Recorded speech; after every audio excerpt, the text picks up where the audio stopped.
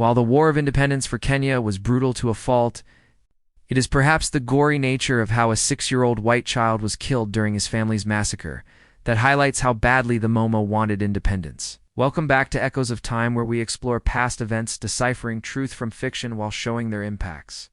The Ruck family massacre remains one of the most horrid stories of the independence period, largely because it involved a farming family that may have had little to do with Kenya's political situation at the time. The massacre took place during the Momo uprising. Farmer Roger Ruck, his wife Esme, and 6-year-old son Michael, along with their African servants, were massacred by 30 Momo fighters in the dead of the night. Roger Ruck and his family were living in a farmland in Kinangop and had a few African laborers. It was in the 1953, and the country was characterized by turmoil, emerging from the pursuit of independence for Kenyans, and especially Kikuyus under Momo. The Momo fighters were living in the forests for years and had taken oaths on the elimination of the white man until their land was liberated. For Roger Ruck, he lived on the edge of the Aberdare forest, and this meant that an encounter with the Moehl fighters was unavoidable. This is an account of the events as narrated by Ione. Roger Ruck and his wife lived on a farm on the Kinangop, an area which had already been the scene of 2 Momo murders. Their home was near the farm where Eric Bowyer had been killed, and not far. Distant from Thompson's Falls, where 3 weeks earlier, Charles Ferguson and Richard Bingley had met their horrible deaths. The Rucks were not unaware of the dangers which surrounded them.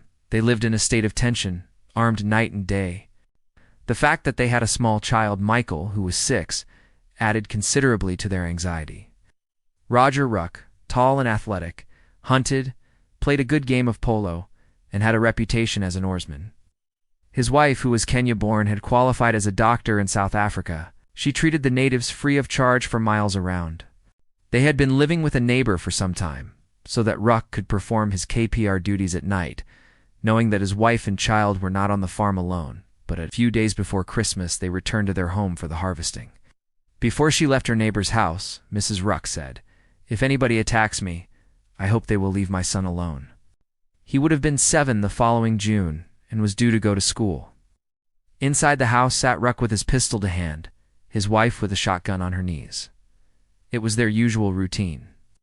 At 6 o'clock, Michael had had his supper at his own small table beside the fireplace and had been taken up to bed. They had finished their dinner, the servants had gone to their huts, and they were in the house alone. Suddenly they heard the syce outside calling, and Ruck went out on the veranda and asked what he wanted.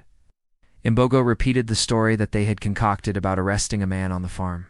It is alleged that Mbogo had taken an oath with his other Mo compatriots, and this meant that the oath-takers would have to do as the Momo demanded or face death. Ruck asked who the man was, and Mbogo said he did not know, but they had him outside by the lorry. Ruck inquired how many men had caught him, and Mbogo replied that he and the driver alone had caught him.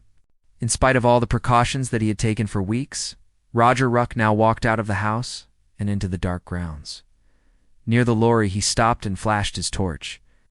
As he did so, Mbogo caught his arms from behind. At the same time, 4 men jumped out at him from behind the lorry. A brutal slashing with pongas and simis began.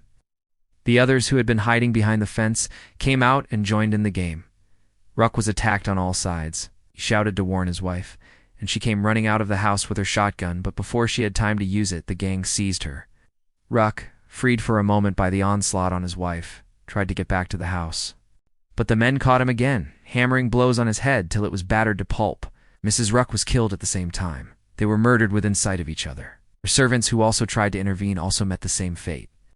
Michael was lying in his cot, surrounded by his toys, when the men broke open the door and burst in. They battered him to death. Within 48 hours of the killings, 1,500 European settlers marched on Government House, demanding action from then-Governor of Kenya, Evelyn Baring. The massacre was fictionalized in the novel Something of Value by Robert Ruck, and in the 1957 film version. If you like this video and would like to support us, please hit the subscribe button for such and other content.